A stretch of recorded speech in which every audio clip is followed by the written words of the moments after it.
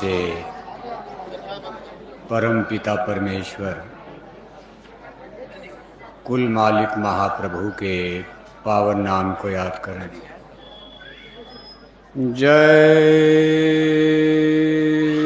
गुरुदेव,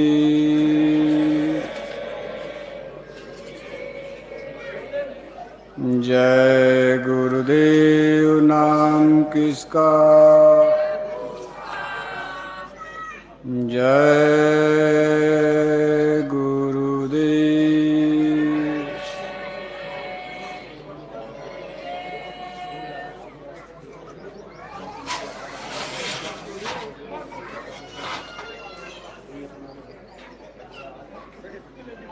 परम पूज्य स्वामी जी महाराज, हमारी संस्था के प्रमुख, संस्था अध्यक्ष, वक्त के सतगुरु पूज्य हुजूर महाराज जी,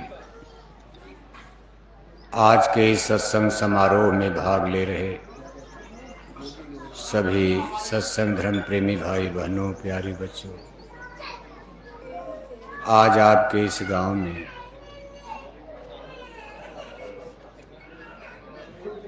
जिला गौतम बुद्ध नगर, दिल्ली NCR,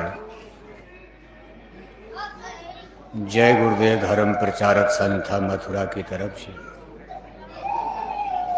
धर्म और अध्यात्म का सनातन सत्संग संदेश होने जा रहा है, जिसकी आज हम सभी इंसानों को, सभी कौम जाति मजहब धर्म के लोगों को, सभी औरत मर्द बच्चे बच्चियों को सुनने समझने जानने और मानने की बहुत बड़ी आवश्यकता। भारतवर्ष ही नहीं, चाहे वो संसार के किसी कोने में रहते हों, सनातन धर्म का संदेश हर मनुष्य के लिए लौकिक और पारलौकिक जीवन में बहुआयामी दृष्टिकोण से सदैव फलदायी और लाभदायी रहा है। जब से ये धरती और पृथ्वी का निर्माण हुआ है, इसी सनातन धर्म ने हम मनुष्यों को समय समय पर भटकाव से बचाया है। जब मानव समाज भटकता है, दिशाहीन होता, तो सनातन धर्म ही हमको आपको सही मार्ग पर लाने के लिए सबसे बड़ा हमारे आपके लिए साधन बनता। वर्तमान में जो आप जितने रिलीजियस सिस्टम देख रहे हो, अब तो खैर संसार में इस समय धर्मों की संख्या करीब करीब 4200 बताई जा रही। दुनिया की आबादी पॉपुलेशन 8 अरब के करीब मानी जा रही। संसार के हम 8 अरब मनुष्य, जबकि हम सब लोग एक ही तरीके से जन्मे हैं, एक ही तरीके से सब लोग मौत को प्राप्त होंगे और मरना सबको है। Man is मॉर्टल। जन्म मरण में तो कोई परिवर्तन नहीं हुआ, लेकिन रिलीजियस सिस्टम, हमारी कल्चर, हमारी संस्कृति, हमारी भाषा, हमारा रहन सहन, हमारा देश, हमारा राष्ट्र, सब अलग अलग होता गया, डिवाइडेशन। और धर्मों में आदमी टुकड़े टुकड़े में, समूहों में। आज संसार का मनुष्य एक अनुमानित आंकड़े के अनुसार 4200 गुट में, 4200 समूह में बढ़ चुका है। नेशंस और राष्ट्रों के रूप में हमने इस धरती माता का बंटवारा किया और आज संसार में 193 राष्ट्र, 2-4 और जोड़ लोगे तो मान लो 200 के करीब, लेकिन रजिस्टर्ड 193। संसार में राष्ट्रों की संख्या, देश की संख्या, नेशंस 193, 95 है। रिलीजियस सिस्टम यानी धर्मों की संख्या आज 4200 बताई जा रही। बताओ, इन एक ही देश में कई धर्म समूह रहते हैं। जब राष्ट्रों का झगड़ा होता है तो राष्ट्र राष्ट्र, लेकिन धर्मों का झगड़ा कितना खतरनाक होगा। राष्ट्र 193 है, लेकिन धर्म 4200 है। जैसे राष्ट्रों में हंगता होती, भाई हमारा राष्ट्र महान है, सब कहेंगे। हम भारत के लोग कहेंगे मेरा भारत महान, तो पाकिस्तान नहीं कहेगा कि मेरा पाकिस्तान पीछे है, वो कहेगा मेरा पाकिस्तान महान है। अमेरिका के लोगों के लिए अगर अमेरिका महान है, ईरान के लोग कहेंगे मेरा ईरान महान है, लंका वाले कहेंगे मेरी लंका भी महान है। सब अपना अपना। लेकिन ये 193 का झगड़ा है। लेकिन धर्मों का झगड़ा तो और कठिन है। 4200 ग्रुप। आप अपने भारत देश में रहते हो, दिल्ली, 2-4 धर्मों का नाम तो आप भी जानते होंगे, हिंदू, मुस्लिम, सिख, ईसाई। हम चारों हैं भाई भाई, नारा लगता, भाई तो बन नहीं पा रहे। चारे लोग हम लोग भाई नहीं बन पा रहे। धर्मों की संख्या 4200 है। सब देश की अलग अलग समस्याएं, नाना गुरु नाना पंथ। देश 193 है, धर्म 4200 है। एक ही देश में धर्मों के कितने ग्रुप हैं। दीन ईमान इस्लाम, मुसलमानों में कितना धर्म का। देखो ईरान में झगड़ा हो रहा, मुसलमानों में ही मुसलमान अलग अलग हैं, उनके भी ग्रुप अलग अलग हैं, समूह अलग अलग हैं, और सब कहते हमारा चूल्हा चाकी अलग कर दो। तो देशों में गृह युद्ध हो जाता धर्म के नाम पर। आपसी झगड़े भी खड़े होते धर्म के नाम पर। हम आप धर्म से पिंड छुड़ाना चाहते थे। इसके लिए अनेक क्रांतियां दुनिया में हुई हैं, चाहे फ्रांस की क्रांति हो, चाहे अमेरिका की क्रांति हो। सबने कहा भाई धर्म का झगड़ा ही खत्म कर दिया जाए। नई नई विचारधाराओं का जन्म हुआ, जिसको हम आप तमाम सोशलिस्ट, कम्युनिस्ट विचारधारा कहते हैं। कभी ये भगवान भगवान वाली बात खत्म कर दो। There is no existence of God. Science और विज्ञान का ऐसा डेवलप हुआ संसार में, इसने भी मानव की सोच को झटका दिया, बदल दिया। दुनिया धीरे धीरे रेडीमेड बनने लगी। एक तो नेचुरली स्ट्रक्चर है, कुदरती रचना है, जिसमें हमारी धरती माता, सूरज, चांद, तारे, ये पर्वत, पहाड़, पेड़ पौधे, जंगल आते हैं, नदियां आती हैं, समुंदर आता। एक रेडीमेड दुनिया बनी जिसको आदमी बनाता। जैसे आपका दिल्ली, नोएडा, सब देखो रेडीमेड बन रहा। अभी बड़ी बड़ी कोठियां भगवान तो बनाने आए नहीं, हमें आपने बना डाला। लेकिन जहां आप कोठियां बना रहे हो,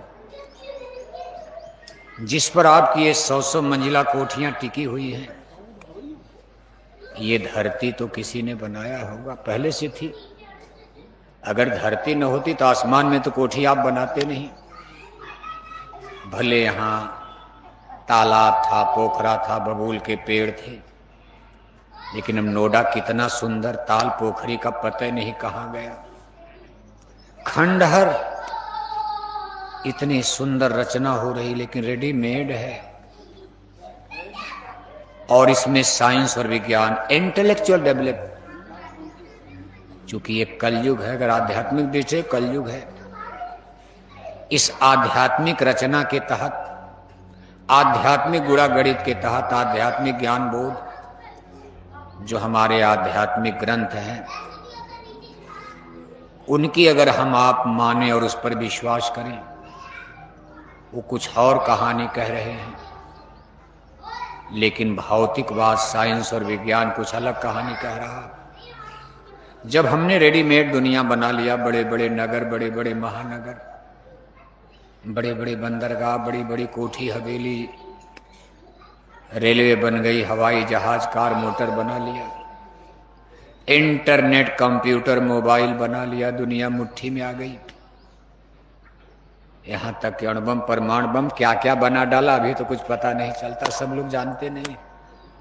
अब साइंस विज्ञान पढ़ने वाले विद्यार्थी तो बहुत कुछ जानते हैं, लेकिन जो बेचारा गांव में ट्रैक्टर चला रहा है उसको क्या पता है कि दुनिया में आदमी ने क्या क्या खेल कर दिया। सब बनाने के बाद अब आदमी देवी देवता ईश्वर भगवान को ही भूलना शुरू कर दिया। उसने कहा भाई सब तो हमने बनाया। जब उसको याद दिलाई जाती है कि वर्जिन ऑफ यूनिवर्स, अरे भाई ये ब्रह्मांड किसने बनाया होगा? मान लो हमने कार, मोटर, हवाई जहाज बनाया, लेकिन ये यूनिवर्स, ब्रह्मांड जिसमें सूरज, चांद, तारे सब आते हैं, ये किसने बनाया? वर्जिन ऑफ एर्थ, हमारी धरती माता को किसने बनाया? वर्जिन ऑफ लाइफ, हम मनुष्यों को किसने बनाया? तो इस पर देखो साइंस और विज्ञान के मानने वाले, जो संसार के इंटेलेक्चुअल पर्सन्स हैं, बुद्धिजीवी लोग हैं, पढ़े लिखे, इंजीनियर, डॉक्टर, प्रोफेसर, ऐसे घमंड की भाषा बोलते।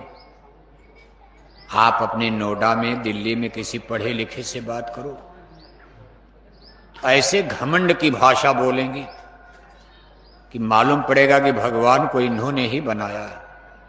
इनको भगवान ने नहीं, इन्होंने ही भगवान को बना दिया। ये धरती इनके दादा ने ही बना के रख दिया है। ये पढ़े लिखे लोग इतनी अहंकार की भाषा इस रेडीमेड युग में, ये कहते हैं कि नहीं नहीं, ये धरती उड़ती तो सब बन गई, अपने आप बन गई।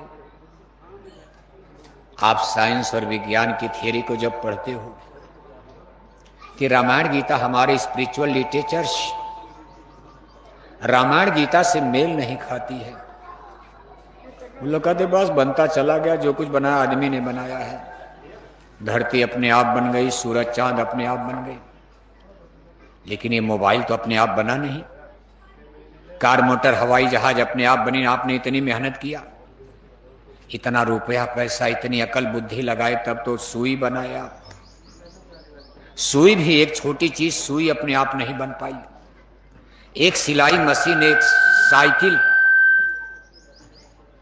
बनाने में आदमी को कितनी बड़ी फैक्ट्री, कारखाना, कितने इंजीनियर, कारीगर लगाए गए, कितना ब्रेन माइंड, दिमाग लगा तो उसका डेवलप हुआ।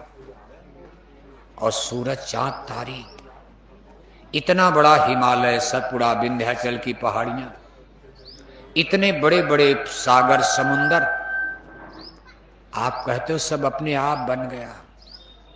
एक झटका लगा और विस्फोट हुआ, सब रचना अपने आप। भाई रचना अपने आप, लेकिन कोई तो कंट्रोलर होगा।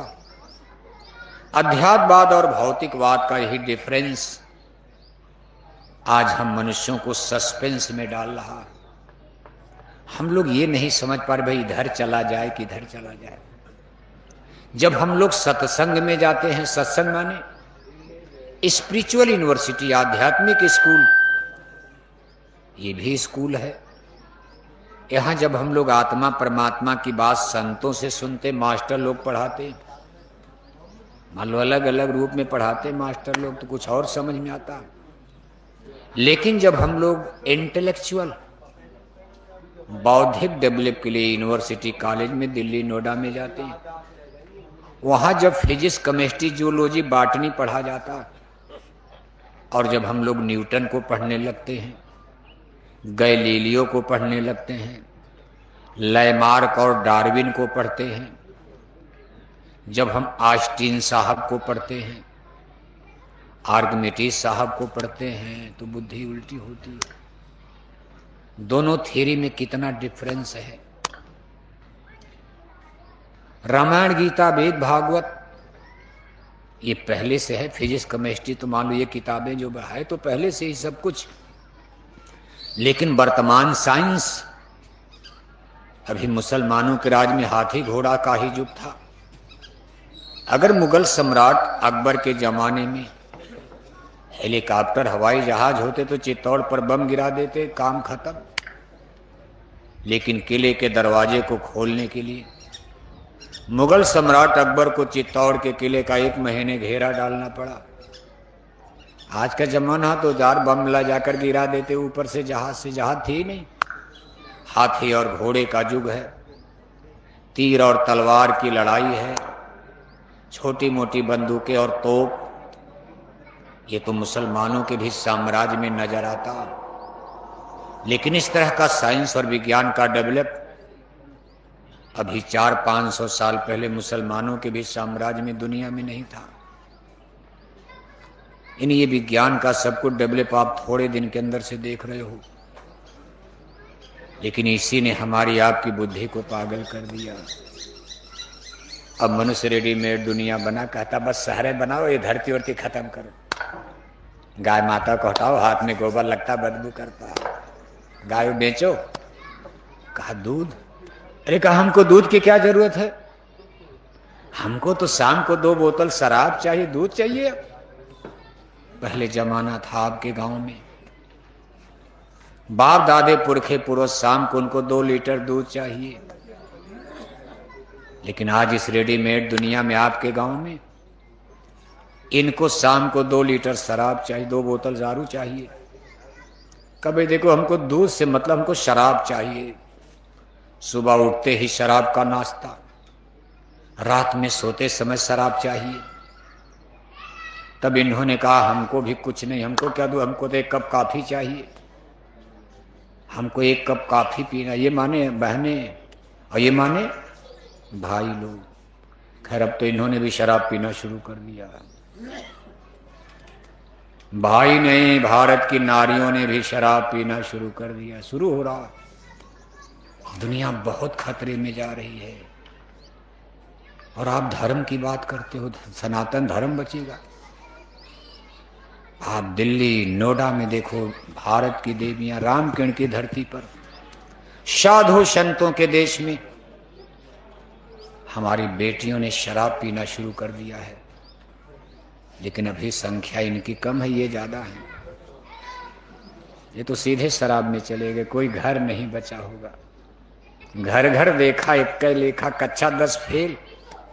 शादी नहीं, ब्याह नहीं, जंगल में जाके गांजा पी रहे। माँ बाप परेशान है कि एक तो तीती लौकी चढ़े नीम की डार, एक तो कक्षा 10 पास नहीं कर पाए। दूसरे बेटा गांजा पीने लगा, शराब पीने लगा। शादी कैसे होगी, कौन शादी करेगा। समस्याएं बढ़ रही, माँ बाप रो रहे। हमारी जनरेशन बर्बाद हो रही शराब के चक्कर में। लेकिन कुल मिलाकर रेडीमेड दुनिया में यही चलता। रेडीमेड दुनिया लंदन अमेरिका ने शुरू किया। जिस अमेरिका का नाम आप सुनते हो, इन्हीं लोगों ने शुरू किया। पहले तो वहां भी लोग गुफाओं में रहते थे, किसी को पता नहीं था अमेरिका कहाँ है। उसे रामायण में तो जिक्र आता पाताल लोक का, त्रेता युग में। राम और लक्ष्मण को जब अहिरावण ने चुराया, गिरफ्तार किया, तो रामायण में लिखा है कि राम और लक्ष्मण को लेकर पाताल लोक चला गया। पाताल लोक मानी धरती के नीचे वाला हिस्सा।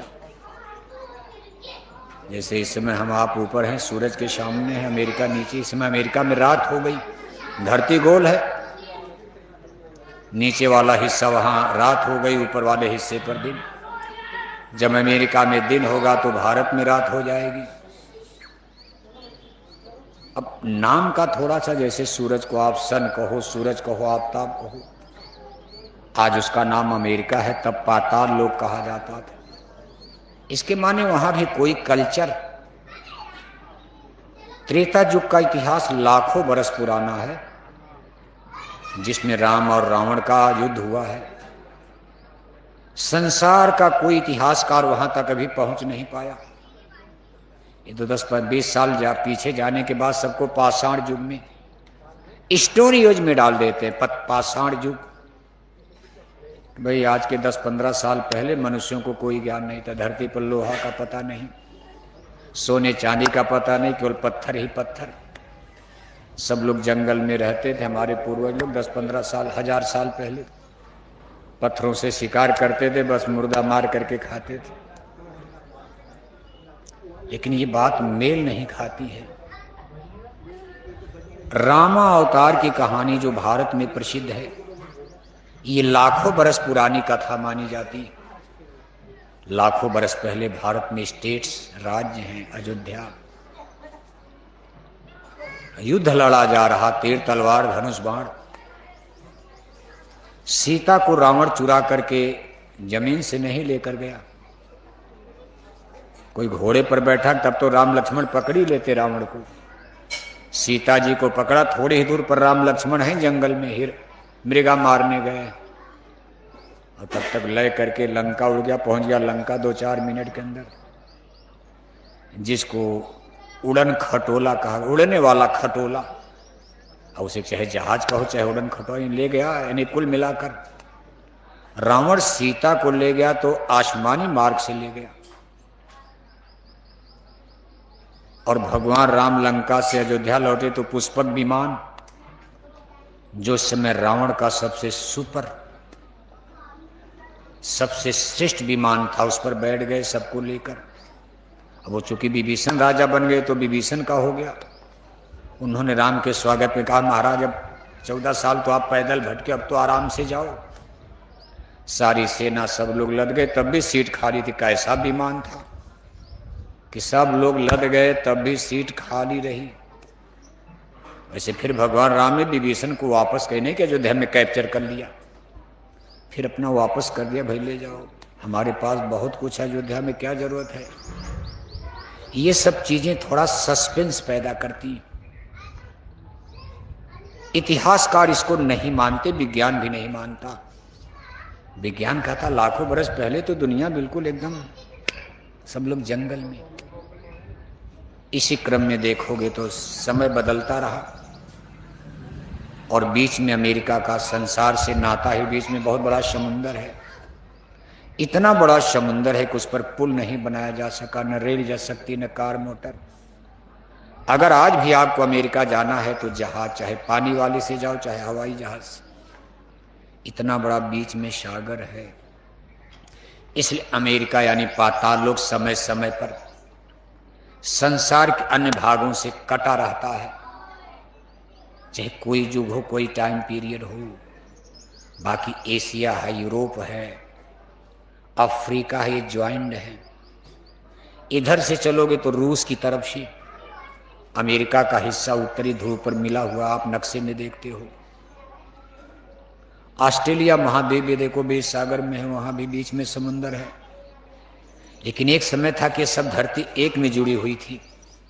जिस समय वर्जिन ऑफ एर्थ, जब धरती बनाई गई तो पानी वाला हिस्सा एक में और धरती वाला हिस्सा एक में था। ये विज्ञान भी मान लिया इस बात को। बीच में विस्फोट होता है, इसके 9 खंड हो गए, 9 टुकड़े बन गए धरती के। कहते 3 लोक 9 खंड में, ये धरती के 9 महाद्वीप बन गए। 7 महाद्वीपों की आज भी जानकारी, एशिया, यूरोप, अफ्रीका, ऑस्ट्रेलिया, उत्तरी अमेरिका, दक्षिणी अमेरिका। लेकिन धरती 9 खंडों में, जिनको 9 महाद्वीप कहा गया। और इसमें सबसे श्रेष्ठ खंड है जम्बू द्वीप, सिंघल द्वीप, आर्यावर्त, ब्रह्मावर्त, जिसमें भारत आता है। भारत नाम तो बाद में पड़ा, पहले इसको आर्यावर्त, ब्रह्मावर्त, जम्बू द्वीप, सिंघल द्वीप नाम दिया गया। कथा बहुत पुरानी है। आज से धरती नहीं बनी कि हम लोग इसी तरह दिल्ली बनी बनाई थी, इसी तरह नोएडा था, कोठी में आराम से एसी में रह रहे हो। लेकिन ये सब दुनिया में रेडीमेड चलता रहता, बनता है, बिगड़ता। धरती पर चेंज, तब्दाव, बदली, सृजन और विनाश। आज जिसको बनता देख रहे हो कल नष्ट होने वाला है, याद रखो। आप बच्चा है, पैदा होकर जवान हो रहा, लेकिन एक दिन मरेगा भी तो मैन इज मॉर्टल, उसका नाश होगा। मौत उसको छोड़ेगी नहीं, जन्म और मरण। आज जहां दिन है वहां कल रात हो जाएगी, आज जहां रात है वहां कल दिन हो जाएगा। ऋतुएं बदलेंगी, समय बदलेगा, दिन रात सुबह शाम बदलता, चेंजेस सब गोल चक्कर में। टाइम और पीरियड भी गोल चक्कर में सफर करता रहता। इसलिए हम आप हमारी आपकी बुद्धि, ब्रेन ब्रीफ है, हम आप बहुत दूर तक नहीं सोच पाते। अगर इतने सोच लिया जाए कि मरने के बाद क्या होगा, और मरना सबको है, चाहे आपका बनाया जहाज चंदा मामा पर जा रहा। 1969-70 में सबसे पहले अमेरिका ने चंदा मामा पर जाने वाला जहाज बना दिया, और तब से 3 बार उन्होंने अपना अभियान चला। 3 आदमी 3 बार में चंदा मामा तक गए, और तीनों आदमी अमेरिका के। अभी कोई दूसरे देश का अमेरिका पर आदमी नहीं जा पाया। यान तो भेजा जाता, लेकिन आदमी ने डर लगता मर न जाए उधर। लेकिन अमेरिका ने हिम्मत दिखाया, भेज दिया, आदमी जिंदा लौट गए। इसलिए अमेरिका को ऐसे सुपर पावर नहीं माना गया। सबसे पहले संसार में परमाणु बम अमेरिका ने बनाया, और उसका पहला प्रयोग 1945 द्वितीय विश्व युद्ध में जापान पर कर दिया। 2-3 घंटे के अंदर नागासाकी, हिरोशिमा, जापान के 2 शहर खत्म, 3 लाख लोग मर गए। 1945 का परमाणु बम, आज का परमाणु बम बहुत अंतर है। इसीलिए कोई हिम्मत नहीं कर रहा कि परमाणु बम डाल दिया जाए। अमेरिका भी नहीं चाहता भाई ऐसा किया जाए, संसार नष्ट हो जाएगा। एक बार ये दुनिया खत्म हो जाए, अगर परमाणु न्यूक्लियर वेपन्स, कहीं परमाणु युद्ध खड़ा हो गया तो संसार नष्ट हो जाएगा। इतनी बड़ी पावर और शक्ति। अमेरिका के 2 परमाणु बम भारत के सुपर सिटी बंबई पर डाल दिए जाएं, 2-3 घंटे में बंबई का चेहरा लहूलुहान खूनी हो जाएगा। बंबई भारत का सबसे सुपर शहर है। वही हाल दिल्ली का होगा, 2-3 परमाणु बम, और कितने हजार परमाणु बम बना के रख लिया केवल अमेरिका ने। इसीलिए उस पर कोई फर्क नहीं पड़ता। दुनिया का कोई देश उससे लड़ने की हिम्मत नहीं करता। दुनिया का दरोगा बना बैठा, जिसको जब चाहे 2 डंडा मार दे।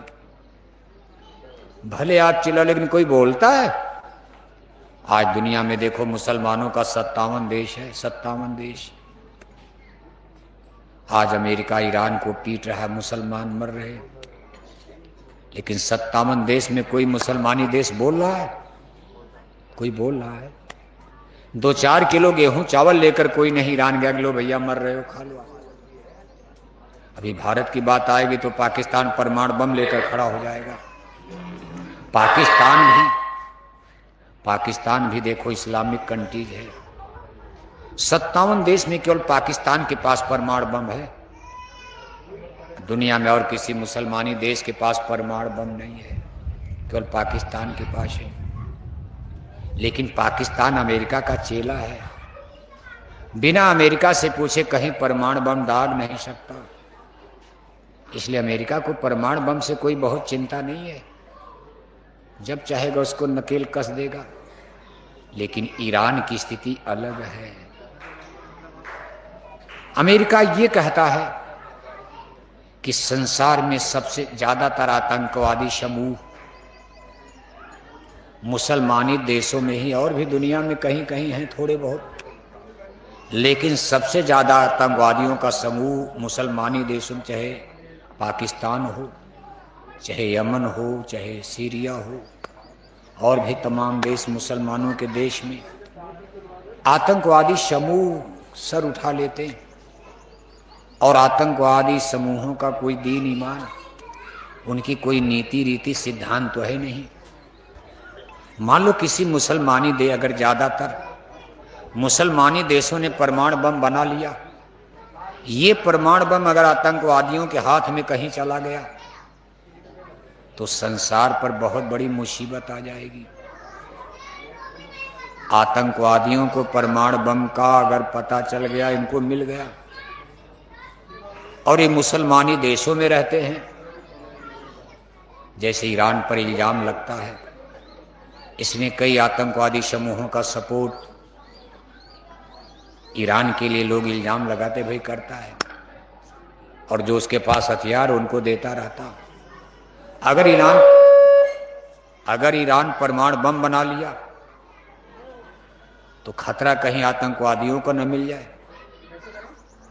तो तमाम मुल्कों के लिए, देश के लिए, मानवता के लिए, संसार के लिए खतरा हो सकता।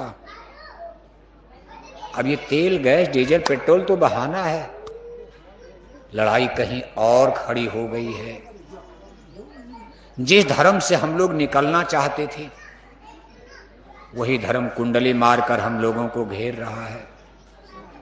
इजराइल यहूदियों का देश है, यहूदी धर्म। ईरान मुसलमानों का देश है, इस्लाम धर्म। अमेरिका क्रिश्चियनिटी, ईसाइयों का देश है, ईसाई धर्म। अमेरिका इजराइल एक तरफ हो गई, ईरान एक तरफ। सबसे बड़ी दिक्कत जो खड़ी हो रही है, अगर धर्म के नाम पर इस तरह से टकराव बढ़ेगा फिर भारत कहां खड़ा होगा? सोचा कभी आपने? हमारे देश भारत का क्या होगा? भारतवर्ष का क्या होगा? हम भी धर्मों में डिवाइड हैं, बटे हुए हैं। ऐसे समय में ये सनातन धर्म, ये ज्ञान विद्या बोध, कभी कभी आप देखते हो पंजाब के सिख बहादुर, वो भी कहते भाई हमारा चूल्हा चाकी अलग कर दो। मान लो ठीक है आज नहीं बोल रहे हैं, लेकिन कई बार रिवोल्यूशन हो चुका है पंजाब में। वो कहते भाई हमारा खालिस्तान बना दो, जैसे मुसलमानों का पाकिस्तान बन गया, हमारा पंजाब हरियाणा टुकड़ा अलग करके खालिस्तान। हमारा भी चूल्हा चाकी अलग कर दो। कल कोई और बोलेगा, फिर कोई और बोलेगा। सबसे बड़ी समस्या दुनिया में देखो धर्म समूह, राष्ट्रवाद पीछे हो रहा है और धर्मवाद, जातिवाद आगे जा रहा है। जैसे भारत में तमाम मुसलमान, अभी भारत पाकिस्तान की लड़ाई, सब तो नहीं, बहुत से मुसलमान तो राष्ट्रवाद की बात करेंगे, भाई हम भारत में पैदा हैं, भारत का न खाते, भारत के लिए जन्मे, भारत के लिए मरेंगे। लेकिन इसी भारत में बहुत से मुसलमान पाकिस्तान की तरफ, उनको राष्ट्रभक्ति, राष्ट्रवाद से मतलब नहीं, उनको अपने धर्म और मजहब से मतलब है। पाकिस्तान, वो कहेंगे भाई पाकिस्तान मुसलमानों का देश, हमको पाकिस्तान का सपोर्ट करना चाहिए। इसलिए धर्मवाद राष्ट्रवाद को पीछे छोड़ रहा, संसार में दृश्य दिखाई दे रहा। ईरान इसी निशाने पर काम करता, क्योंकि और उनमें भी देखो झगड़ा शिया सुन्नी का।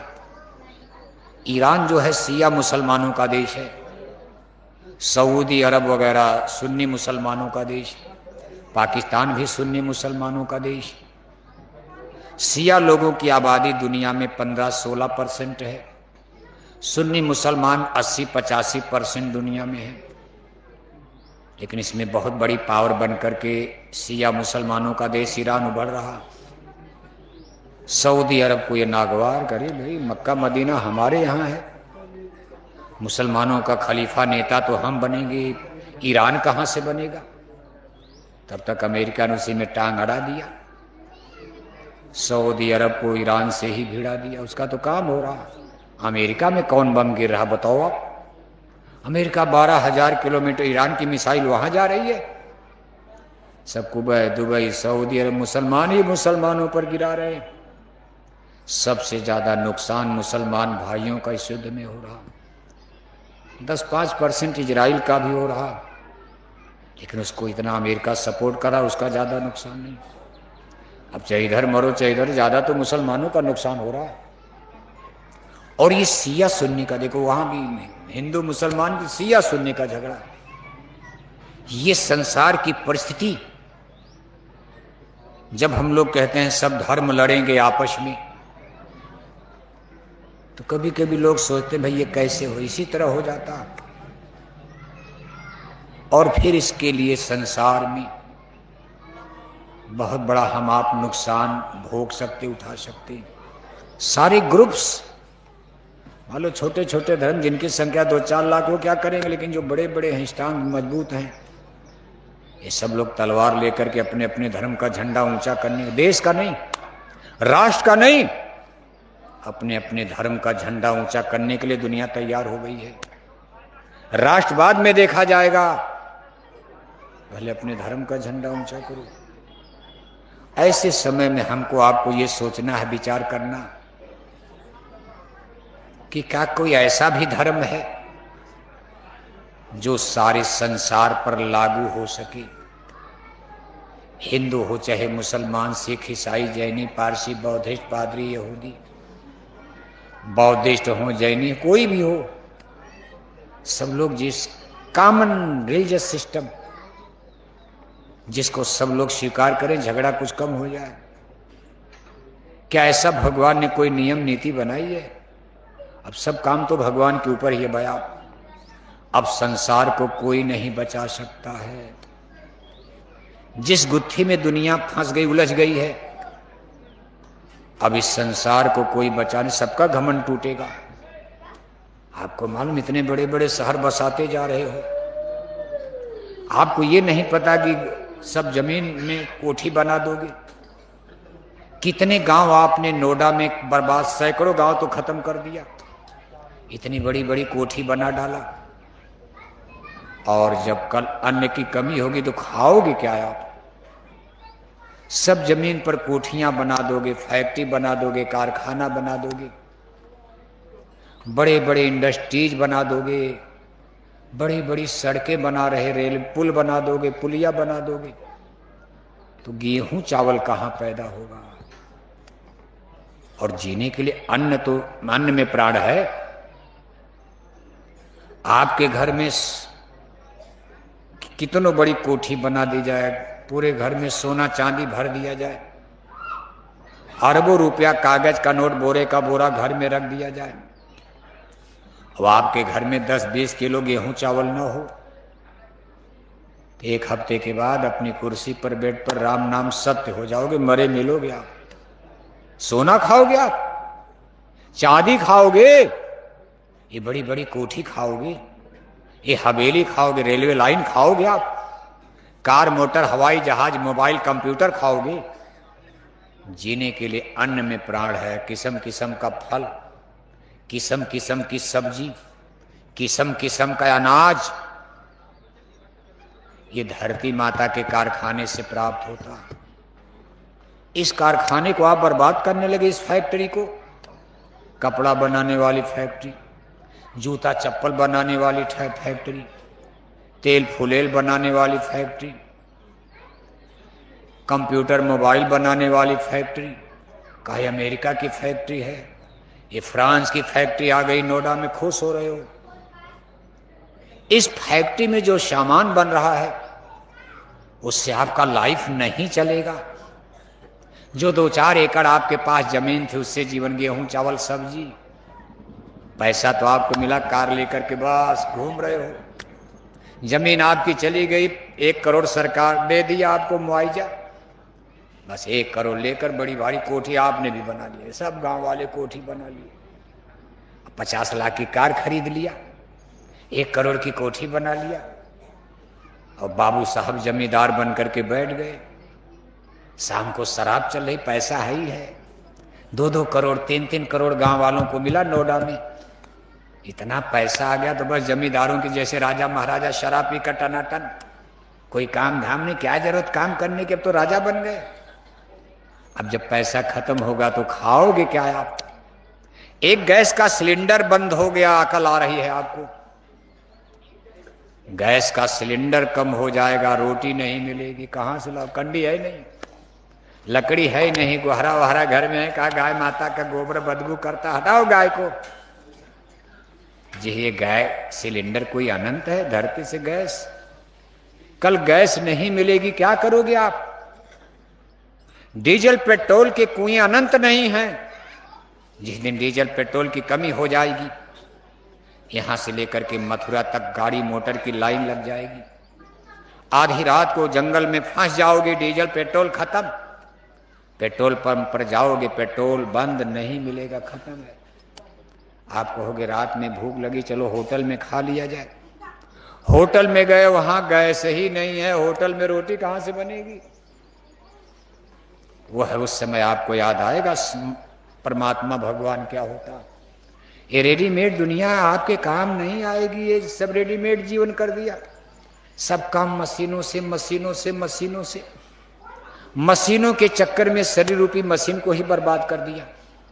सब काम मशीन करने लगी। बटन दबा दिया, गेहूं की बुआई हो गई। बटन दबा दिया, गेहूं की भराई हो गई। बटन दबा दिया, गेहूं की कटाई हो गई। बटन दबा दिया, गेहूं की मड़ाई हो गई। बटन दबा दिया, गेहूं का आटा बन गया। बटन दबा दिया, आटा की रोटी बन गई।